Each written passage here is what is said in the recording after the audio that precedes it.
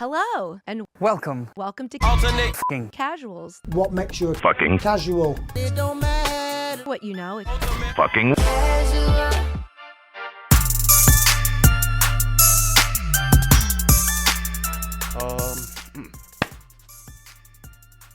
Ultimate fucking casuals. We are back to talk the fights.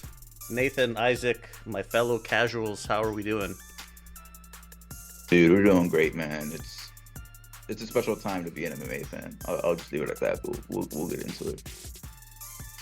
Yeah, there's no sport that really makes you feel like a casual, like when you get your takes like so wrong, but like you're happy it happened anyway. I think that's pretty rare because like if I whiffed this bad talking about the NBA, I would feel like a real idiot. But I'm just excited to be here and talk about what happened. I think the better move for anyone who's a gambling type is any prediction that we make, just bet against it.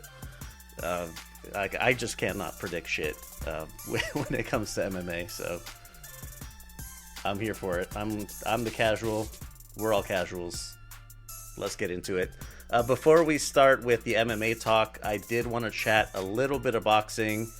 I wanted to talk about Saturday, June 13th. Jesse Bam Rodriguez claims a title in a third division. It's not quite as prestigious, I suppose, over on the boxing side, just because there's quite a few more divisions, but still, he's dominating the lower ranks. He got his third title off of Antonio Vargas by knockout in the 6th. I was at this one, so my appreciation to Matchroom for hooking me up. Man, I was a little worried in the beginning with Bam. It looked like he was getting touched up a little bit, and I wasn't sure if maybe the weight jump was a little too much. What did you guys think?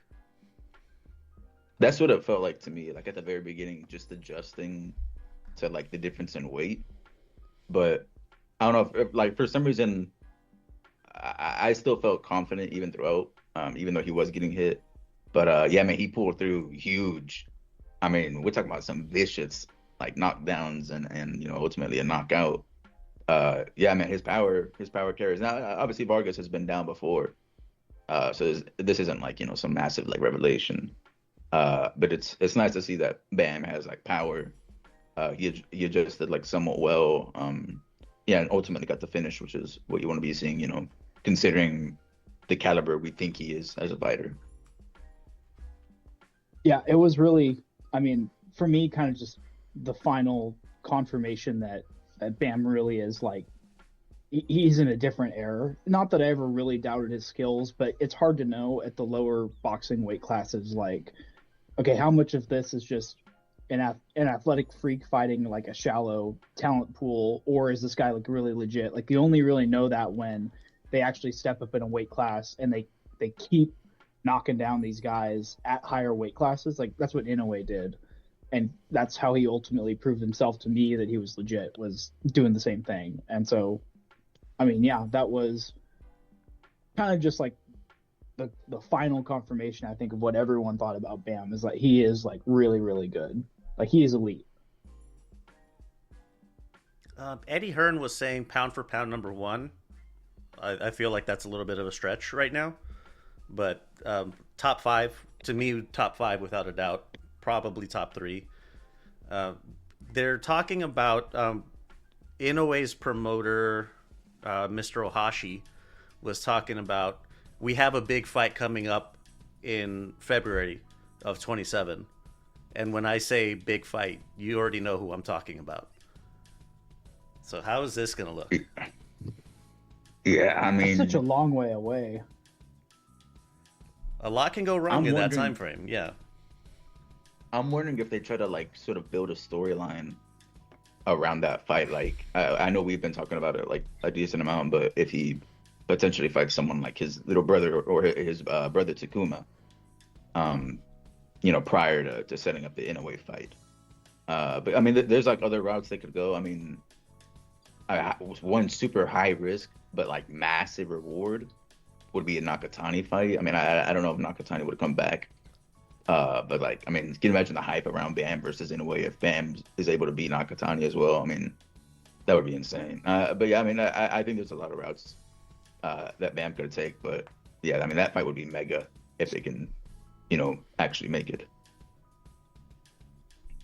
That would definitely be a fight where the first guy to seriously hurt the other could just win it right there. We've seen Inoue get seriously rocked by similar combinations before, and like Bam, I would say, is more technical than anyone he's fought up until this point, and he has like serious power. So like, that could be a nightmare matchup for Inoue, but it could be a nightmare matchup for Bam too. Like Inoue is the complete package. He really is like a better pound for pound number one than Bam at this point, or has been for years now.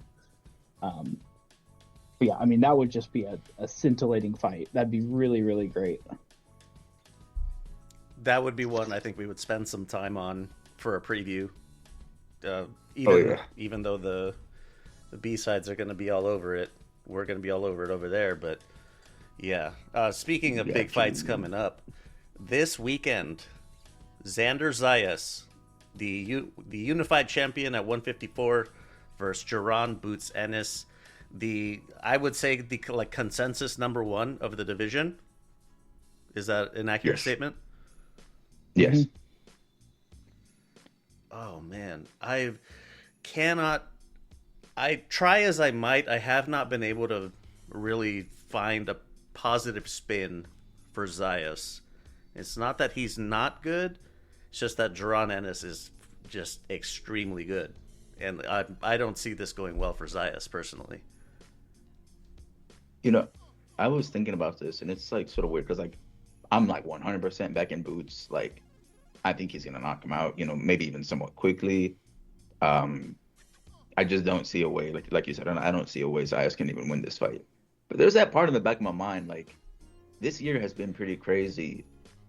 Like in terms of upsets, we saw what Rico was doing against Usyk. I mean, we'll talk about another here in a bit. But like this year there's been quite a few upsets. I mean, I don't know. It's in the back of my mind, and I can't really scratch that itch out. But I mean, everything points towards Boots being able to just dismantle Zayas. Just seemingly a better boxer, stronger, faster. Yeah, I mean, like you said, Leo, there's not really a lot you can give Zayas other than like props for taking this fight. But I'm excited to see how it unfolds, though. I mean, this is a really good boxing fight.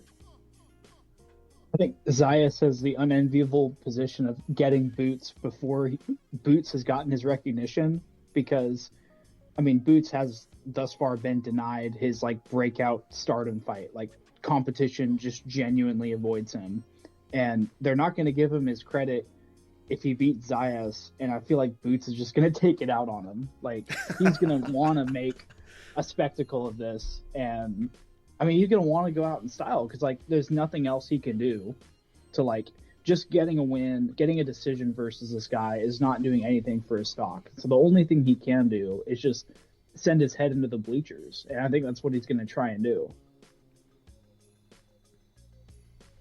Yeah, thinking of how they fight, like the stylistic matchup, Zayas doesn't present a whole lot of problems that Ennis has everything in the toolkit to be able to push the tempo, and I think he can secure a knockout. I was thinking it would go late, because Zayas is pretty tough, but he's just doesn't have the skill to keep up.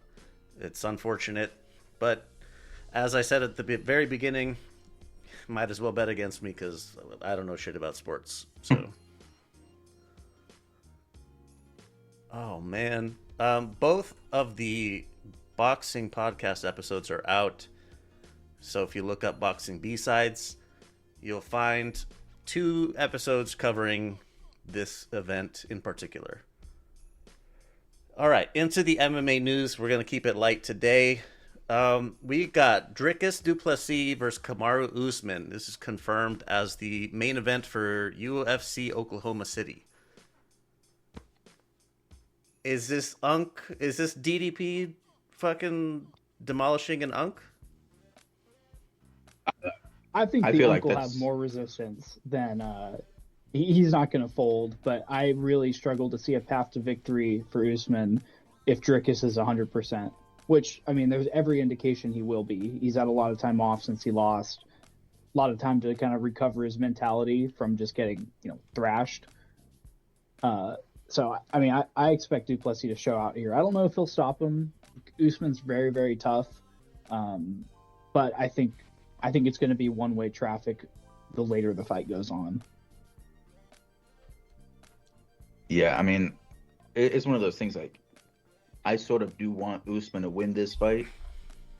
I think when it comes down to technique, if this was like prime, I would like be favoring Usman like a decent bit, even. But I don't know, man. Just DDP, he's coming off a bad loss against Khamzat. He's gonna have the size advantage, like weight advantage. I'm probably gonna favor DDP, but I sort of do want to see Usman get this win because I mean that would be, I think they would actually give him a title shot if he beat DDP. But I mean, DDP is part of like the newer generation of fighters. Like if Usman was able to do that, I mean that by itself would be insane. So yeah, I think this is a nice matchup though. I'll say that. There is a pretty clear path for victory for Usman. I don't think he'd be able to do it for 5 rounds is the reason I'm picking against him. But like Duplessis was completely helpless on the ground against Chimaev. And I realize Chimaev is a different breed of grappler, like as good as Usman is, but Usman, like, still very, very technical grappler, like very good all-around fighter. And if he's mixing in takedowns and Duplessis does his like normal kind of, eat the punch defense, I mean, there is a path for victory. I just think Usman would have to kind of pitch a shutout. I don't think he's going to be capable of stopping Duplessis because, I mean, Khamzat basically had his back for 25 minutes and couldn't get a submission and couldn't get any kind of ground and pound going. I don't think that Usman is going to be able to either if Khamzat couldn't. So he's got to pitch a shutout of some kind, and I just can't see that playing out. I'm hoping he at least gives, and I think he will. I think he will give a respectable performance against DDP. I mean, because we're just like being honest, like we're getting close to, very close to the end of his career. So you want to go out on at least a respectable loss, or if possible, a gritty win if you can get it. Has Usman fought at middleweight before? His last fight was at middleweight, right? He beat Jared Cannonier, right? Did he? Let's see. I'm also thinking, did he do the? Oh no, he beat Joaquin Buckley. Joaquin Buckley, welterweight. So I think he has fought at Khamzat middleweight fight. before. Yeah, I was The about to say, Khamzat fight was middleweight. Yeah. Okay. Because that was like sort of short notice. Yeah. Yeah, that's right. I remember that.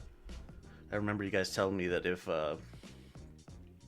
if Usman can survive the first round, he should have a decent shot if he can control the second and third, but didn't quite play out that way. Still, with Duplessis, I don't know. Like, he's fucking massive, and he's really strong. I don't know if Usman's gonna be able to wrestle Duplessis the same way that Chimaev did. Because, like you said, Nathan, that's just a totally different breed of animal. Yeah. It's definitely a different type of ground game.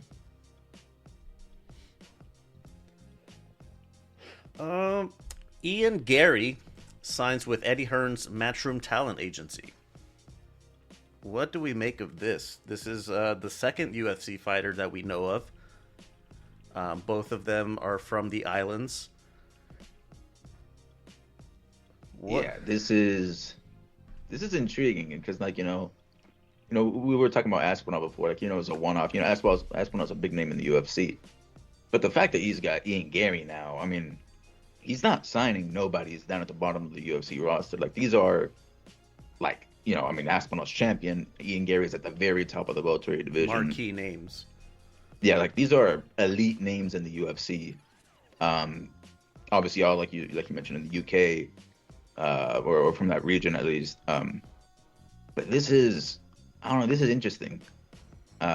Especially if Ian Gary can get his hands on a title, potentially into winning against Islam. I mean, yeah, you got to imagine Eddie's going to be going hardcore with the negotiations, trying to get these guys some more money, maybe even going public with some details or something. I mean, he's been quite aggressive against Dana White, as of late. Especially, we've been hearing rumors how Zuffa might be signing AJ for the Fury fight on Netflix.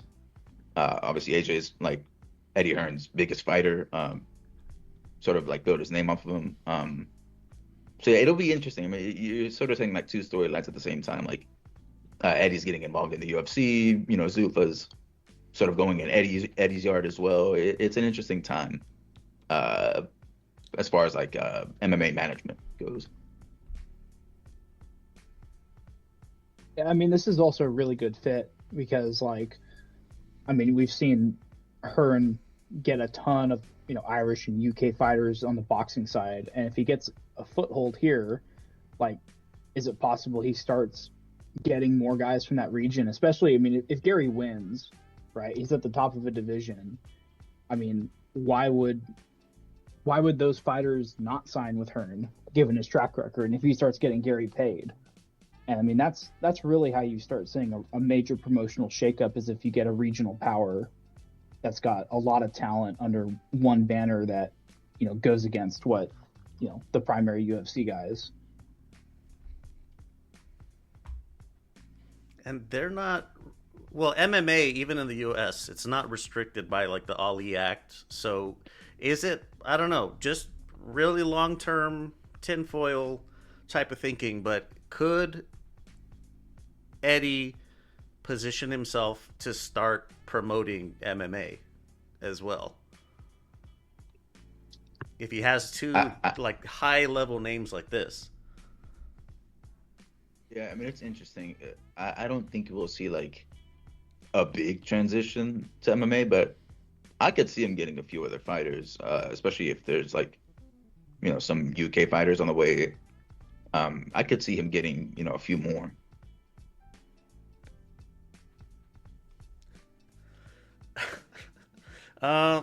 Moving to the UFC Paris main event might be Sean Strickland versus Nasruddin Imavov 2. I love the fight. Love it. Yeah, I mean, you sort of can't do the rematch against Kamzat. I would actually be in agreement to do Imavov 2. What's called? He's like on a pretty good win streak. Was it he knocked out Izzy, right? That was his last win. I believe so. Yeah, I mean he's been on a tear. Merit wise, you got to give it to him. But I do feel like, if because they were teasing Kamzat at light heavyweight, but I do feel like if Kamzat decides like, oh, he actually wants the rematch, I do think UFC would give him the rematch just because of like how like the build up in the first one. I think they would like much rather a rematch, like a grudge match between those two, rather than like Imavov, because Imavov he's good and all, but seemingly he doesn't sell as much as the other fighters. Hometown though.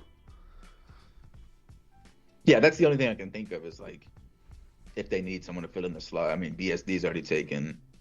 There's not many other French fighters in the UFC. So, I mean, if they needed this event, it would make sense. Strickland in Paris would be crazy as well. That would actually be really funny.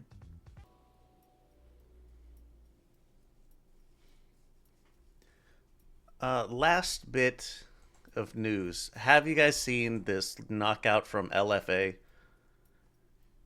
Yes, I have. Jake Woodley knocks out David Wright in the first. Perhaps the quickest knockout in MMA history. Oh, yeah. It's 4 seconds, I think. This is crazy. Literally the first punch, right? Yes. Hmm. Yeah, it was hilarious. Man, okay, what would make you feel more embarrassed? Getting knocked out by the first punch or getting knocked out by an 0-6 fighter? The first punch, man.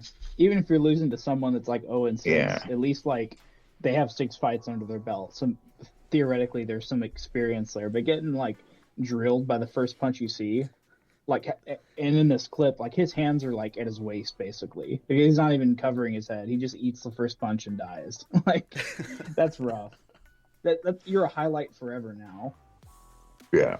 I think that's definitely worse. I mean, that went viral. We're talking about like short form videos. I mean, that's like as short as it gets, and it. I don't know. You're just getting like memed on at that point.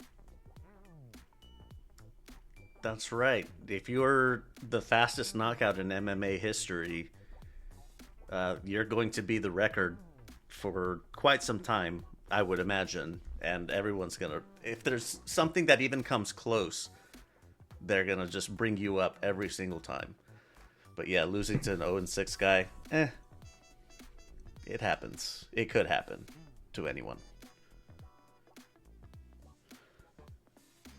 That was another short form video that I saw. The 0-6 dude was doing a lot of like wheel kicks and stuff, and he hit it right, and the other guy went down.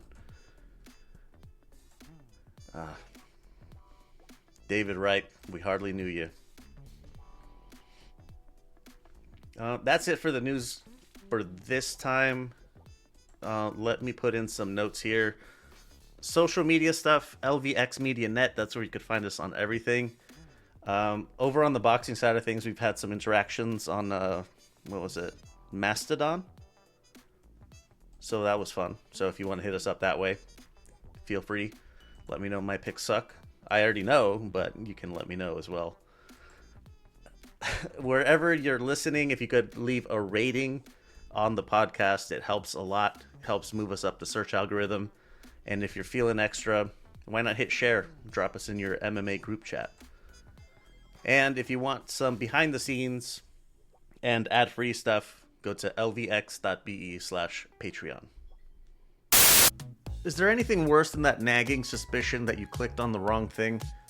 We use our devices for everything now, for banking, shopping, connecting with friends and family, and it's stressful to have to constantly worry if your data is safe while you're just trying to live your life. Good security shouldn't be complicated, and it definitely shouldn't slow you down. That's why I'm excited to tell you about Malwarebytes. It's the next generation of security designed to give you complete peace of mind without requiring a degree in computer science to use it. You just set and forget. With Malwarebytes, you install it once and it just works. It provides top-tier protection against malware, spyware, ransomware, all the hits, all the big ones, all the nasty stuff. And it even cleans up existing infections and optimizes your device. It's like having a security expert monitoring your devices 24/7. I spent nearly 20 years in the IT industry, and I trust Malwarebytes for all my security needs. Go to lvx.be/mwb, shop the different subscription tiers. You got single devices or family plans. You can look at their VPN option and ad blocking. Try it risk-free today. lvx.be/mwb. Get yourself a nice discount and help us out in the process. I'm going to keep it a buck with you. After spending 6 years in the military and throughout my life since, I've tried my fair share of energy drinks. All the different brands, all the different flavors, and it took some time to find a favorite. But if you're looking for an alternative to the energy drink jitters and skipping the morning trip to the coffee shop, then you need to try Dubby. Dubby is a powdered energy drink that replaces other caffeine beverages.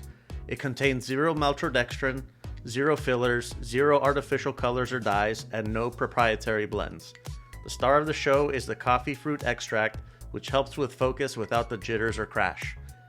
Go to lvx.be/dubby and check out all the different flavors. I got Tiger's Blood. It's like a strawberry coconut kind of mix, but I'm definitely going to be sampling the catalog to find the flavor that I like best. We've partnered with Dubby to get that locked in feeling that helps us focus on what we do best. Whether you're getting dialed in for work or getting dialed in for Saturday night fights, let Dubby be your fuel. Go to lvx.be/Dubby to shop the flavors, get yourself a nice discount, and help us out in the process. That's lvx.be/DUBBY. All right. Recaps. We got two to get through really quickly. First, Friday, June 12th. One Friday Fights 158 and the Inner Circle 18. Let's see. Ones that I picked up. Tom Yang Kung gets the UD over Anar Mamadov to cap off the Inner Circle. Kya Swar Win versus Zlatan. That was, I think Shanada put it really nicely that I have never seen phone booth Muay Thai until I saw this. A lot of knees, a lot of elbows. How they were not cut up messes is beyond me. And the main event, Pet Nam Kong UD over Mai Sang Kum. Really quickly, Real American Freestyle 10. Just a couple of the matchups that were worth mentioning. Austin DeSanto gets the dub over Ranieri Ortega for the bantamweight title. Lucia Yepes gets the dub over Kendra Ryan, interim strawweight title. Aaron Pico beats Lance Palmer. Arman Sarukian beats Tony Ferguson. And Khamzat Chimaev beats Dylan Dennis. They got into a bit of a scrap at the very They end. did. Yeah. They Well, were not having. They ended up kicking each other. Yeah, that was kind of weird. I guess, did they forget where they were? I don't know. But yeah, that's RAF. Now, cue the music. UFC Freedom 250 on Paramount Plus. What a spectacle. It's crazy. Man, the production like really actually came through. The claw that they built, like, I mean, it was tremendous. I think my favorite thing about the whole night was honestly the Marine Band. The Marine Band was playing some bangers. They throughout were the night. sick. Yeah, they, you know, I'm trying to remember if I've ever heard like the official Marine Band. I probably have it, you know, or I probably have at some random events that I've seen like online and stuff. But man, they are good. They are really good. The President's spectacle- Own, no big deal. The spectacle in this event like totally lived up to like the billing, which is weird to say because, you know, when this was first announced, I mean, quite a bit of trepidation. Like, it sounded cool, but it's like, yeah, this could come across as cheesy or lame in like 100 different ways. But it was like, it was so epic. And I mean, having the Purple Heart recipients and the first responders walking out, and like the Marines are saluting them along the way for the ring walk. I mean, really badass. Having what was it, when Steve Garcia first came out and they first opened the doors, like the two soldiers did, like that was like like, oh, that's kind of sick. But I mean, the presentation was top notch in this event. Oh my gosh. Fun fact. Yeah. Anyone in like any uniformed personnel have to salute Congressional Medal of Honor winners. Mm-hmm. Every single one. Yeah, there was a little Twitter kerfuffle where they thought they were saluting the fighters, and it's like, no, it's the people who are Purple Heart recipients that are being They saluted. were coming out with them. Yeah. Yeah, it was cool, bro. Like, like even when they were showing the fighters like warming up, like it was just surreal to see. I mean, I don't know. I mean, you guys probably know like Street Fighter, like, you know, like the random backdrops. It sort of felt like that, but just like really, really high production. I'm trying to think. I mean, the fan. I forget, where was it? where like they had like the massive like the area for fans to come watch. You know, it wasn't think the obviously in the mall. White House. Yeah. But, yeah, but I mean, there was a ton of people there. Yeah, it looked tremendous. They had Yeah. 85,000 people in that secondary viewing area. Like this is one of the biggest. It looked packed. It Or, looked very the- packed. the- Yeah. It's one of the most attended MMA events ever, I think. Yeah, I mean, they really need to get. I know he loves the arenas and everything, but I mean, just these mega MMA fights, man, it'd be really cool to see like a stadium packed because those fans are out there. But yeah, man, just a spectacle, and then we'll get to the fights here in a second. But man, I think it actually did deliver. I know they mentioned like the viewership numbers were at the very least like comparable to the Netflix card, and I think that's a big win for the UFC considering like Paramount has like less subscribers than Netflix. But yeah, I think overall the event was a success. Yeah, I would say so. They had everything ran smoothly. Like all the walkouts were really well coordinated, even though they were walking through the White House at some points. I think AP coming out from the side, gone as well. It was all well executed. So that's cool. And the lawn is going to get, for everyone who's upset about it being pulled up, it's going to get redone. Yeah, and they what was I gonna say? The lighting was like really good. Very. I think the only like complaint I guess was like how, like the only complaint I really had about the event was how long it went like into the night. Like I think I stayed up until like 2:30 a.m. Oof. I forget exactly when the event finished, but it was because like they had that initial delay that sort of set everything back like an hour and a half. But that was really the only like bad thing about it. But I mean, everything else went swimmingly. Like I mean, there was no like big delay in between fights. I mean, they were going pretty quickly between like each of the fights.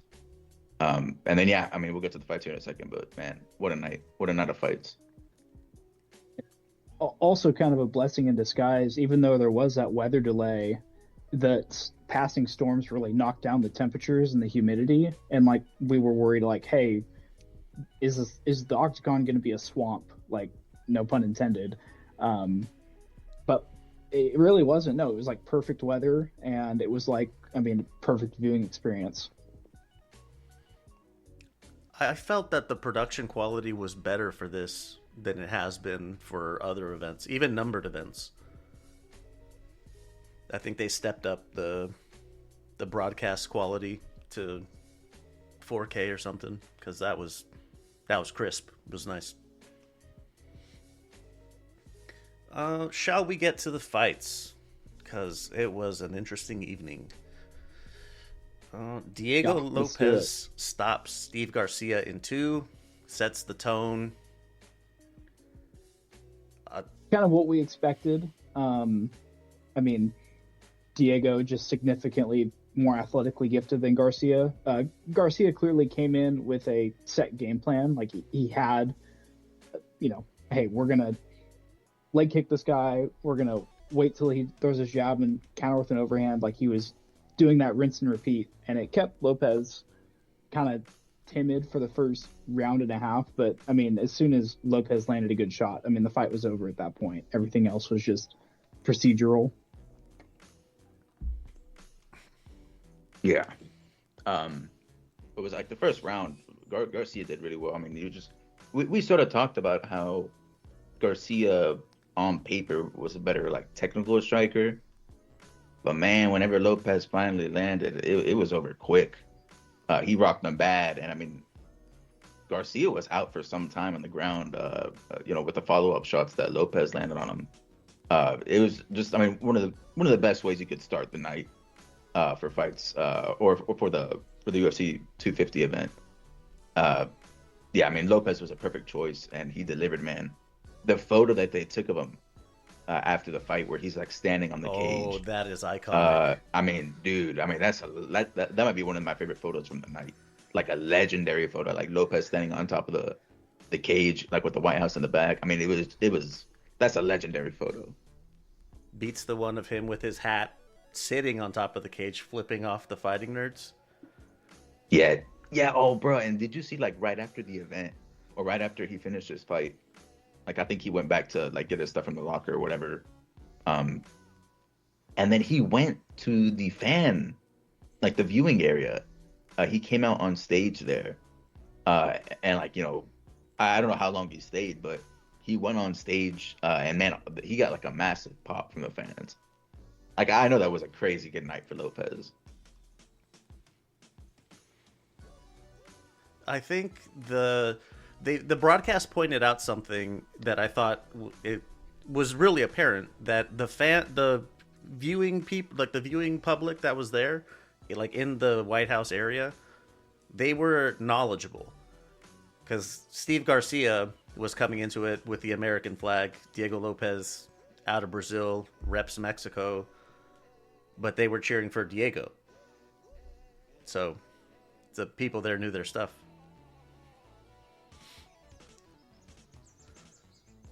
Bo Nickel stops Kyle Duckhouse in the first. Man, didn't even have time to... I almost missed it. I was going to go to the bathroom. I'm like, damn it. But good. Good knockout. Good to see Bo Nickel evolving. Yeah, I mean, dude, Dawkins, he did not get anything going in that fight. The initial takedown that Bo got on him was really good, but man, that knockout came quick. We sort of expected it was sort of set up for Bo to get that finish. But yeah, man, it sort of seems like he's starting to come together, like as a more complete like fighter, MMA fighter, rather than like just a wrestler. His striking is looking a little bit more crisp. And yeah, I mean, Dawkins is like, he's not like a turbo can or anything like that. So I think this is a step in the right direction for Bo, after getting the loss from De Ridder. But yeah, it was good to see Bo get that win. Kind of served up on a silver platter. Like, I don't think Dawkins had that much of a chance. Kind of a mismatch, but in a setting where you're trying to get Bo back on track and you're giving him the opportunity to show that he's made changes, like, that's exactly what we saw.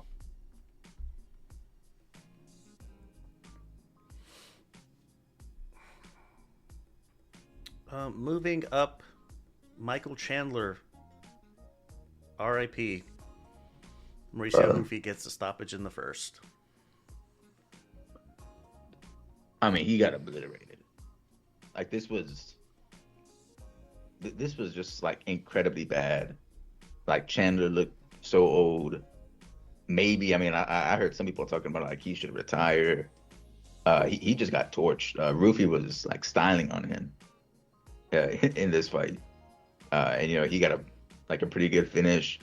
What was it? He got like a roundhouse kick, like was it heel to the side of the head? He landed a few times. I mean, it was like completely one-way traffic. Michael Chandler got like torched in this fight, but I mean, a great win for Hoofy, on a massive stage. I'm just sort of wondering, like, was it because he had the loss? He has the loss to BSD, right? That's his loss at lightweight. Yeah, I think, which makes less. It makes less sense after his last two fights. Like, Hoofy looks so freaking good when he's on his game. Yeah, whenever he's actually throwing, he looks good. Yeah, that BSD fight is an anomaly, but yeah, man. I mean, what I came away from this fight, or what I got from this fight, was like, man, we got to see Hoofy back. I mean, he took little damage in this fight, if any. So hopefully he has like a somewhat quick turnaround. Because man, he's a great fighter to watch. Yeah, a lot of these guys this took fight little damage. This fight really was like Coughing Baby versus Hydrogen Bomb. That's the type of matchup it is. Yeah, I mean, it was bad, man. Chandler looked terrible. I mean, it's time for him to hang it up. Yeah, he was rolled out. I think the corpse of him was rolled out, and here it is for everyone to see. This guy's done. I'm surprised he hasn't laid it down yet. See you at the top. Josh Hokett stops Derek Lewis in the second. Man, Lewis, another one that looks old, bruh. Lewis is like turbo washed. This was like really bad. I will say, I said this before the fight, that if Hokett didn't get him out of the in the first round, I would start to see it more as a negative for Hokett. And man, Lewis, I think there was like one punch that he landed that like got everyone a bit hyped that he landed on a Hokett, but that was it. And it was like, it might have even been like a glancing blow. But man, yeah, another just like massive speed difference between them. Hokett, like the much younger guy, obviously. Lewis got super gassed, even like towards the end of the first round. Yeah, I mean, it went sort of as expected, but I mean, like I said, Hokett probably should have finished him in one round. I think what surprised me most was Hokett proving his durability, because he had such a quick turnaround from the Blades fight where he got his fair share of damage. Like, he should not have come back as quick as he did, and yet he still styled here and made pretty short work of Lewis. Probably could have been shorter, but still like looked dominant. I mean, it was a between these two and career trajectories and performance. And I would imagine most people are not going to like this guy. His character is growing old very fast, but I mean, he's rocketing to the top of this division. He probably will get a title shot in his next few fights. He's ranked number 5. Yeah, his fights are exciting. His fights are good. Yeah, it's really just more of a like outside the ring antics. The gimmick. That press conference. Old. The press conference was like so bad. I mean, like he was trying to be like the quiet like mouse. I mean, even when people weren't talking to him, like reporters weren't even talking to him, and he kept talking. Like that stuff is getting old. Like, I mean, like you said, very, very quickly. But yeah, when it comes to those fights, his fights are normally pretty good. I would imagine he's won maybe 2 fights. I mean, it might not even be that, considering the state of the heavyweight division. But he might get a title shot pretty soon. What if he's Aspinall's comeback fight? I think if Aspinall's coming back, it's because they're doing a Gom fight. I think that's it would have to be like directly, For sure. especially considering that they got an interim title or something like that. But I mean his name is going to be there. Hokett would be a live dog in either an Aspinall fight or a Gone fight. Like, he would absolutely be an issue for either of those two guys to deal with. He's fast, man, fast and tough. That'll get you far in fighting. And the heavyweight division doesn't have a lot of that quickness. Yeah, athletic too. Yeah. The only thing is like potentially power issues, potentially. But I mean, everything else he's got.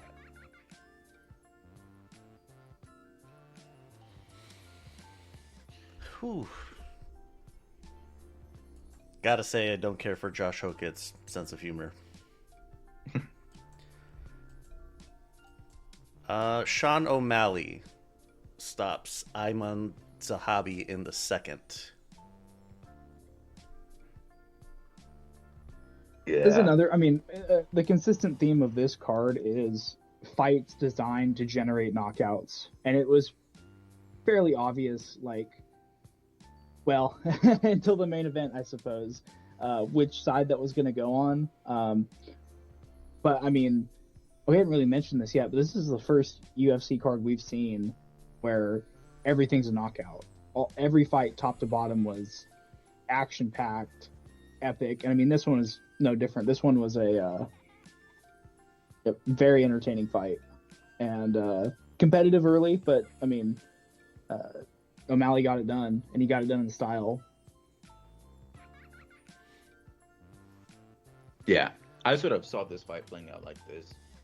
I think one of the most common descriptors of O'Malley is a sniper.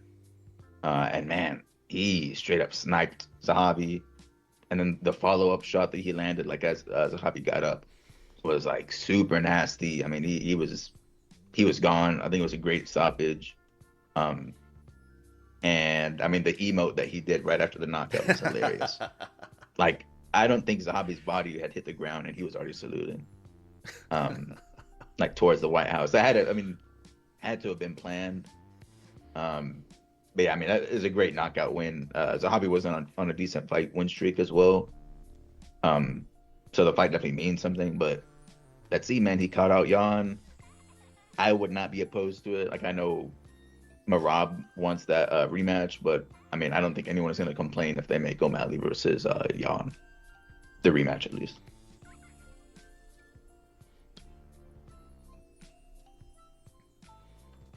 Here's one I had a little bit of. I took some issue with. Maybe my fanhood is making me a little biased. Cyril Gane stops Alex Pereira in the second.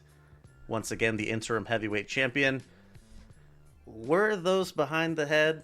Because I kind of felt like they were. And who was it? Well, somebody was saying that it's not the back of the head, it's the back of the neck that you're not supposed to hit. Well, it definitely is the back of the head you're not supposed to hit. And Alex did post pictures of bruises like right on the back of his head. So he definitely got hit by some of those shots. But I mean, at the same time, like, we've seen plenty of fights where in a finishing sequence, one or two shots land back there and nothing's done. So, like, true. And I mean, I guess we got another reason to hate Gane, but like, I am going to push back a little bit there. That is like normal. I don't think it was all intentional. And certainly most of the shots were landing to the side of the head or to the ear, temple. AP was moving around a bit. So, yeah, he might put himself in the position to get hit that way. Even if he obviously doesn't mean to. Yeah, I mean, after seeing the first round play out, I know we mentioned it, but even like seeing it play out was even crazier. But like, I mean, man, Gane was much faster than Pereira in that fight. Yeah, man, Pereira, he was just moving slower, with all the added weight. And then, I mean, seemingly he felt the power difference. What was it, like a jab that knocked him down? Yeah. A step-in jab. They were behind the head shots, but I think even removing that, I mean, he was hurt. He was hurt from the jab for sure. I think he would have just landed on him again in some other way. Even if it wasn't like behind the head shots. But yeah, I mean, I wanted to see Pereira get the win here, like to make history. But yeah, he was just too small, too slow, and it was sort of weird because like Pereira, he weighed in heavier than Gane, but Gane looked like a decent bit bigger than Pereira did. So it was sort of weird seeing that. But yeah, I mean, I guess good win from Gane.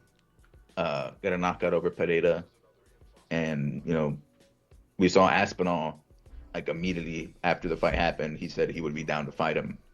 I think he mentioned September. So I'm not sure if that means he's medically clear to fight already. But he's at least interested in the rematch. So that would be huge. What do you think happens to Pereira from here? Well, he had probably one of the craziest post-fight comments I've seen a fighter, and he said like he was scared to return. And especially to hear that from a guy like Pereira, like that's crazy. Like that loss did mental damage to him for him to come out and say that publicly. That the way it played out, he's scared to come back. And I know part of it was wrapped up in this cope because he got hit behind the head, but it's like, and you don't admit that unless something kind of broke in you. I think he went into that fight knowing, this is probably it.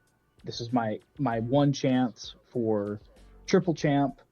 If I lose this fight, it's over, and I don't see him coming back.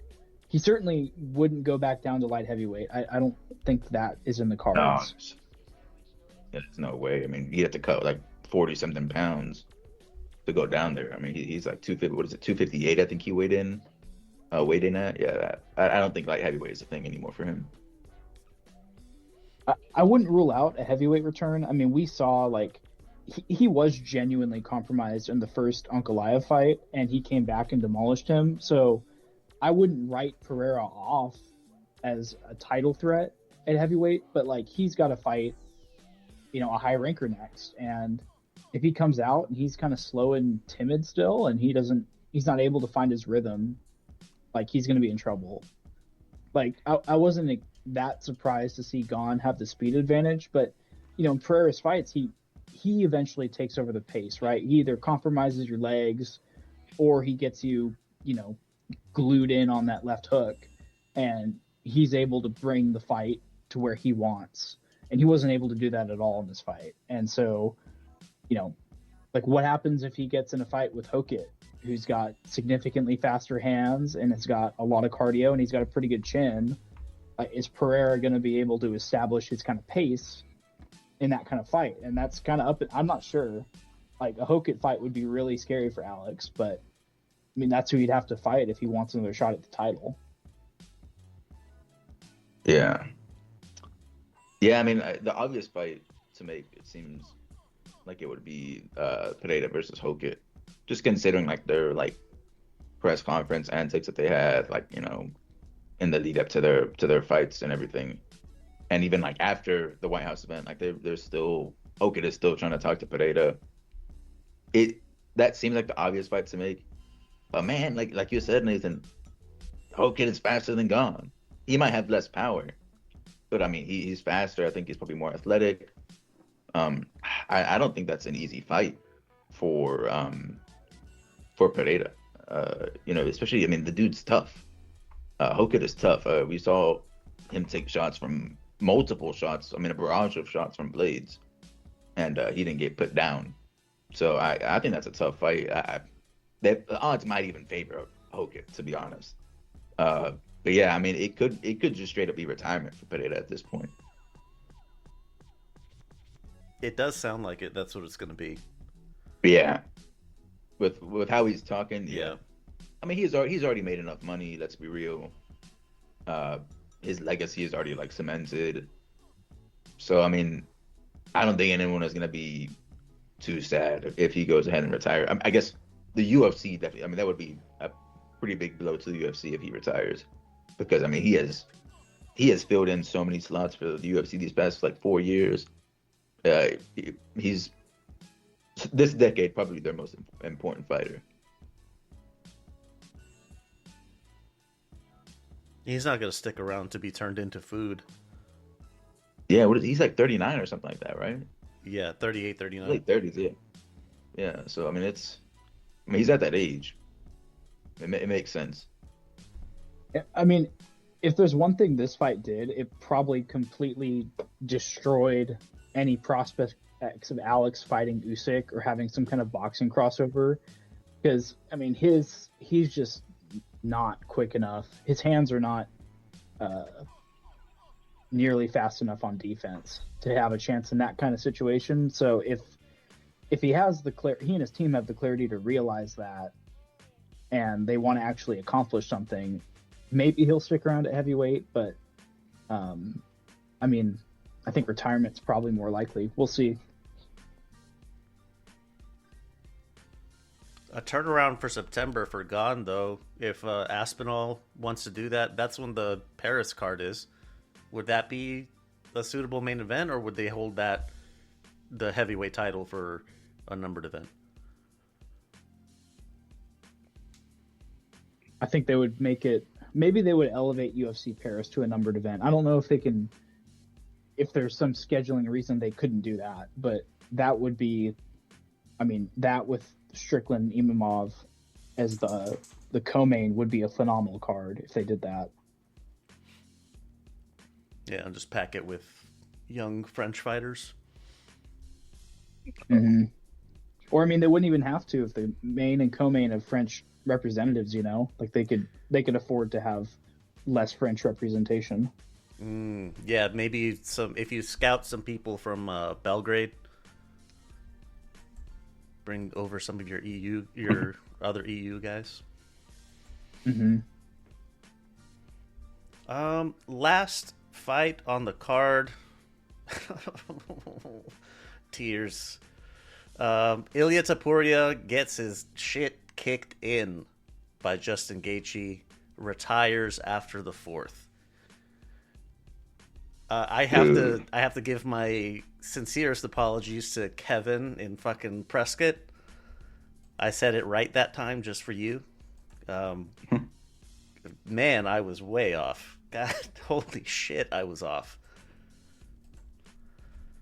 Dude, this was nuts, bro. And like, there's so much you can say about this fight. I think to start with, we gotta say like, we were wrong 100%. Called this completely wrong. We were talking about Justin Gaethje getting knocked out in the first round. I mean, dude was a legend before this fight happened. I mean, now you can call him by his new title now, which is champion. Which, I mean, his resume has just gotten even crazier now, considering like the names he's fought and the fact that he was able to get a title this far into his career. Man, Gaethje is crazy, bro. He's literally like grit personified. Like, I mean, he's like grit incarnate. It is, I mean, this was a crazy fight. As far as like the main event goes, a lot of back and forth. Gaethje's like the entire fight's landing that jab. In the second round, Ilya Taporia is just like nailing Gaethje's body. He lands like a super nasty liver hook. Gaethje goes down, and then for some reason, Ilya Taporia decides, you know, this man that just crumbled to the ground from a body shot, let's grapple with him. I mean, this dude has, like Gaethje, you know, he survived a decent amount versus Khabib. You know, he defended some stuff against Oliveira, but I don't know why Ilya Taporia would decide with how hurt Gaethje was. Gaethje's own coach said that Justin was done after that body shot. I literally, like, if he would have stood him up or would have just landed some shots, I think it would have been over. But a bad IQ moment. It reminded me a lot of the Yuri IQ against Olberg, to be honest. But he goes for it, doesn't get the submission, and then Gaethje, a crazy rally back to where now he's the one putting it on Taporia, and he never lets off the gas. I mean, Taporia, he's eating some nasty shots. You can like straight up hear bone on bone on some of them. Like I went back and listened to it. It's wild. But he ends up breaking both of his orbitals. He's getting battered. At one point, like the doctor comes over to check if he can still see. They almost stop it, but the referee decides to keep it going. And then ultimately, it was at the end of the fourth round, leading into the fifth. It is called by the corner, and dude, Gaethje is your light heavyweight champion. I mean, a crazy good fight. Yeah, and I think probably one of the best examples of hubris we've ever seen in the octagon. And I don't say that to take away from what Gaethje did, because he had the fight of his life. Like you said, I mean, he was the personification of grit. That's Justin's whole career. He needed to have every bit of that in this fight to win. But you could tell from the offset that Taporia paid him no respect. Like, he walked straight at Justin and was like, I'm going to knock you out, or I'm going to submit you. And he paid for it. He paid for it, like, dearly. Like, his aura is gone. Retiring on the stool, even though, like, we'll come back to that. I think that was the right thing to do. But with the way he's been talking and, like, you know, celebrating with his family and his adoring fans the night before, I mean, it's a complete embarrassment to have to go out on your stool like that instead of in the ring on your shield. But I mean, you know, we've seen Taporia in the Volk fights, in the Holloway fights, in the Oliveira fight. Like, he intelligently broke down his opponent. He used his footwork significantly more in those fights than he did in this fight. And I think the reason he did is like he just didn't respect Justin. And it's kind of crazy that you could do that considering Gaethje's the one that took Tony Ferguson, who is one of the most durable, baddest guys in the UFC, and broke him. Like, it's kind of beyond me why you would think, yeah, I can just walk this guy down and I can just win in a pure shootout. Because even though he's more technical than him, like, Justin has got hands of stone. And I mean, his shins are made of even stronger stone. He's not the kind of guy you want to brawl with. And I mean, it is frustrating if you're a Topuria fan, because the second round is exactly what you would have expected the fight to go from the outset. And I mean, Topuria was cleaning house on the inside.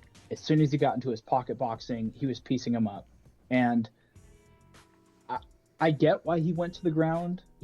I was looking after the fight. He's got more submissions than knockouts, so it's not crazy that he would try to do that. And also, knowing Topuria's character, right, he wants to do what Khabib and Oliveira also did to Gaethje. But I mean, he spent all his energy there, and he let Justin get back into the fight, and Justin brutalized him for that. Like, he did not have a chance to recover after that, and he got battered. Yeah. Honestly, I was thinking about it, and this sort of seemed like a combination of like a bad performance from Ilya. Like, I mean, like you said, I mean, the confidence reached like a level so high where it became like arrogance, and he like started like fighting in just a very dumb manner. But it paired, like, his bad performance paired with Gaethje having like the performance of his lifetime. Like, we hear this like said all the time in combat sports, but like the legends having that last like great performance, legendary performance, and that, I mean, we saw that live. That's what happened. I mean, Gaethje was a monster. It really seemed like Ilya came into that fight trying to outdog Justin rather than like actually beat him in a fight, like intelligently. And I mean, Gaethje's a dog, bro. I mean, we've seen his entire career is like littered with wars. It's a terrible idea to try to do that in a fight with Gaethje, and I mean, we saw the result.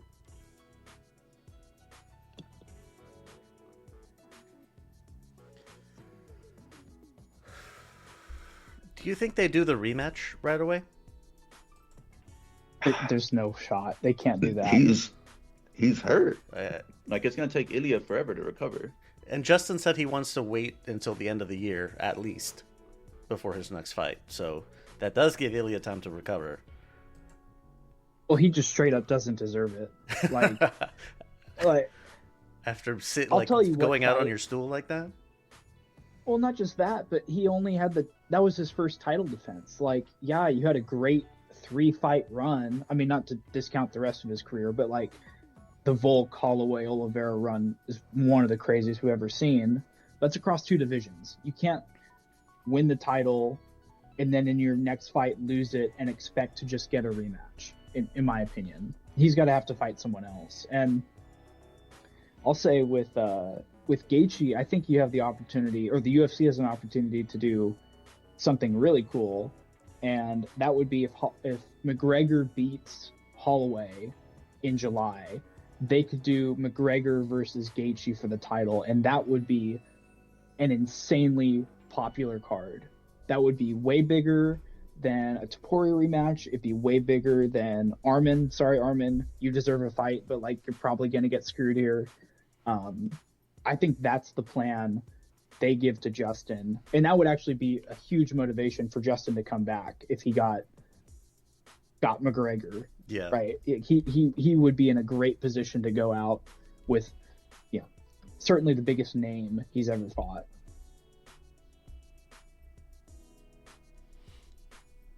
Damn, what if they did that one in Arizona? Hometown for Gaethje. Yeah, that'd be sweet. Bringing him back. Yeah, fucking McGregor in Phoenix is a weird thought. Seems more like a cosmopolitan type of dude. I will say one thing on Topuria quitting. Like, as embarrassing as that is for someone of his like character, that was absolutely the right move, because when Ferguson went out for that 5th round, he didn't come back the same fighter. He was never the same going all 5 with Justin. And whether it was Topuria's call or his brother's call or one of their other coaches, it doesn't matter. Whoever made that call made the right decision. Like, Topuria didn't have a shot at that point. He already had a fractured orbital. He could barely see out of one eye, and the other eye was completely shut. Like, you, as a corner, you save your fighter. You do not let his ego, ruin his career in that moment. And so, it's going to sting, and it's going to be, a tough image to overcome. But, I mean, Topuria has a shot to rebuild after that. If he went out for that 5th round and he got battered for another 5 minutes, like, I think the conversation would be that we never see that version of Ilia Topuria ever again. Even with the stoppage, I mean, 2 broken orbitals. I know they said he's not going to have surgery, but you've got to imagine. I mean, sometimes that can be, career altering. I would imagine he's going to be out for like at least a year. And then we were talking about this after the fight, how Ilia's career, it's been sort of weird because like the way his like fighting persona works is that his confidence sort of carries him. Like his mental game is just like incredibly strong in the lead up to fights. But how does he do that again in a future fight, knowing how that Gaethje fight went? Like, it's not going to hit the same. It's not going to hit the same. So I'm wondering how that changes. Like, it might change his fighting style. I mean, I don't know. I feel like this is going to change him in some way. Like this fight will change how he fights in the future. Yeah, keep your hands up a little better, a little tighter. Yeah, I mean, something. We'll see. It's something that I once met an NFL player while he was on he was recovering from I think an ACL or MCL tear. And he was a running back, and he was talking about how one of the biggest problems that he's having is trusting his knee again.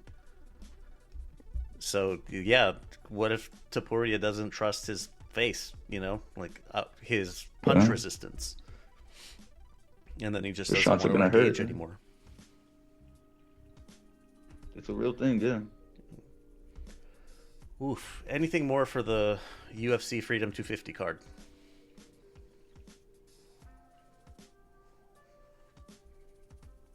All right. Let's put some last notes in here. If you want to join us in the chat, lvx.be/discord. We're together for all, especially the major events, but like the fight night cards, and the other promotions, we get together for those too. I want your spiciest takes. If you want to dunk on me like Kevin did, or Kevin will, 833-589-7637. Hit me up in WhatsApp. That's the easiest way to do it. 833 Lux Pods. And if you want a pretty dope MMA calendar, luxmedia.net/MMA. You ever feel like you're staring at your screen through a thick layer of fog? You've got the coffee, you've got the to-do list, but your brain just isn't clicking into gear. Most of us just reach for another hit of caffeine, but that usually just leads to a crash, not a breakthrough. It's time to upgrade your cognitive fuel with psilocybin. This isn't just another supplement, it's a powerhouse of magical mushrooms that's been used for centuries to support mental clarity. It's the key weapon for anyone who needs to stay sharp and focused for the long haul. Psilocybin works by supporting your brain's natural ability to grow and repair neurons. We're talking improved memory, sharper concentration, and a steady flow of mental energy that doesn't leave you jittering, just alert. Whether you're grinding through a complex project, studying for a big exam, or you're just trying to stay locked in on what you're doing, this is the clarity you've been looking for. Stop struggling with the fog and start tapping into your full potential. Go to lvx.be/soul, get 30% off your order, help us out a little bit in the process. That's lvx.be/soul.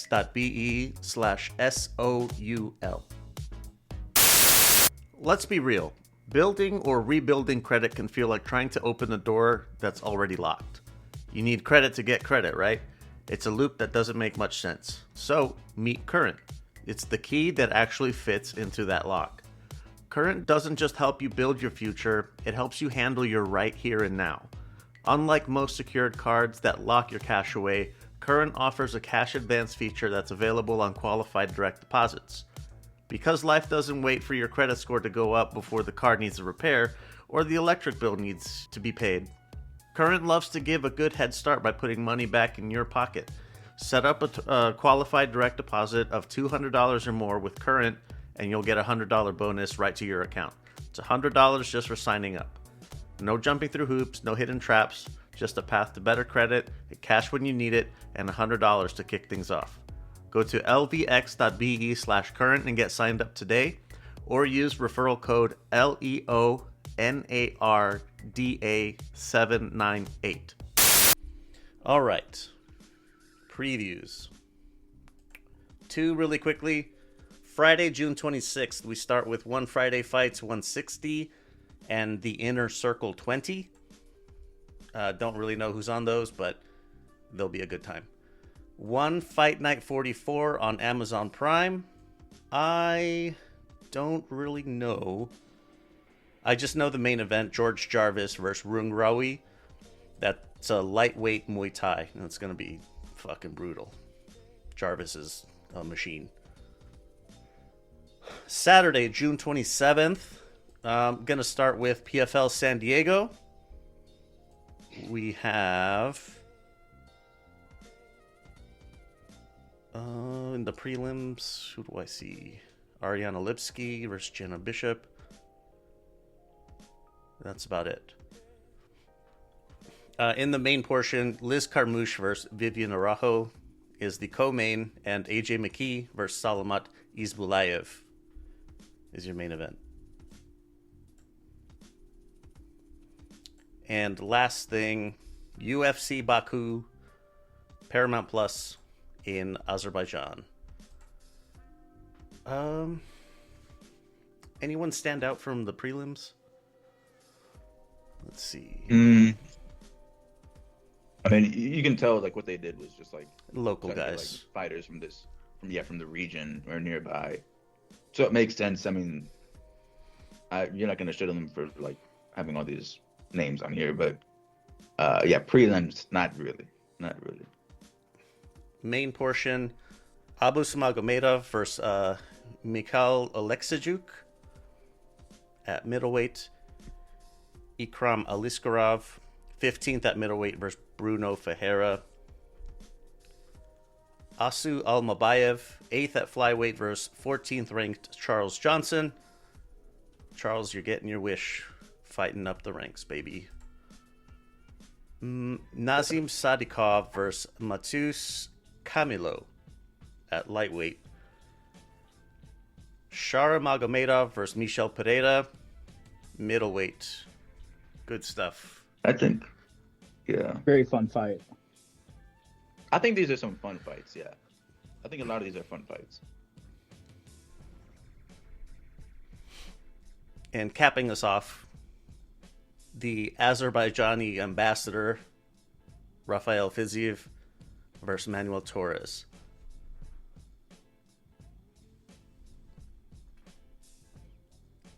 Yeah. It's going to be a good fight. Both of these are strikers. Torres is like one of those, I'm sort of going to get knocked out or you're going to get knocked out, but like someone's going out. Just like, balls to the wall type of fighter. Fiziev, a very good striker.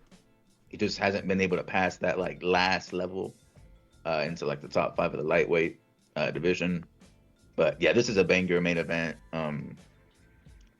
Yeah, I think this entire main card actually has a potential of like all 5 fights are going to be fun, I think. But yeah, that main event is really good. I'm looking forward to it. you really got to feel bad for Fiziev because I feel like he's never had an easy touch in his UFC career. He's fought back-to-back tough fights. And I mean, I would back Fiziev to win, but it's losable. It also is weird seeing Fiziev being ranked 11th. He feels way higher than 11th just based on his skills. But I mean, like I said, no easy touches. That 11 is from the old ranking system. He might be higher now. Let me check. They're doing the non-AI ranking system. Yeah.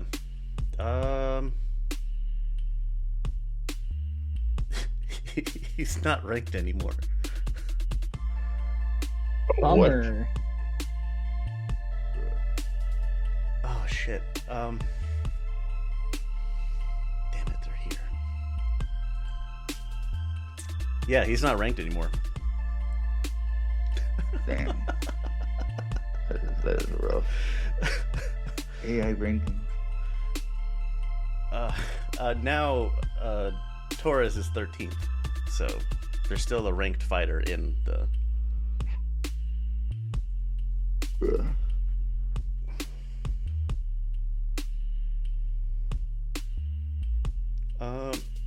Unfortunately, I gotta scram. So we're heading into UFC Baku. Parting words. Yeah, man. I think this is a fun main event, especially like this soon after UFC White House. You know, obviously they can't be good all the time, but there should at least be some fun MMA fights. But yeah. Yeah, I mean, Freedom 250 is the kind of event that you're going to feel shockwaves for a long time. And I mean, a lot of momentum, I think, was generated for the UFC, a lot of goodwill, and we really need these following fights to really show out. Like, we've surely picked up some new fans, and if you're new, welcome to the sport, but glad to have you. And yeah, let's keep on rolling. For sure. If you're new to the sport, then I'm right here holding my casual hand out in solidarity. Keep it locked, Ultimate Effing Casuals. That's it for this edition. We'll see you on the other side of Baku. Cool.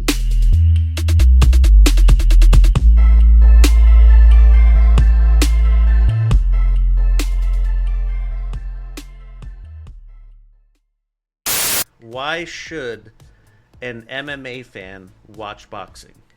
Everyone complains about a lack of striking in MMA. We get the terms wrestle fucking and nut hugging, and it's really annoying to me because that's what you signed up for. If you want to watch striking, you watch boxing. Honestly, you're just looking for boxing. Weird repeat of a conversation I've had, but everyone complains about these boring fights when I'm like, you signed up for mixed martial arts. If you want striking, you watch striking, and boxing, you have such an array of options. If MMA as a complete picture is your cup of tea, go nuts. That is the thing you like. If you're only in it for the striking or the personalities, your interests are better found boxing. It's constantly the same level of excitement. There you have it. If you want to get into boxing, you want to learn a little bit more, why don't you listen to Boxing B-Sides?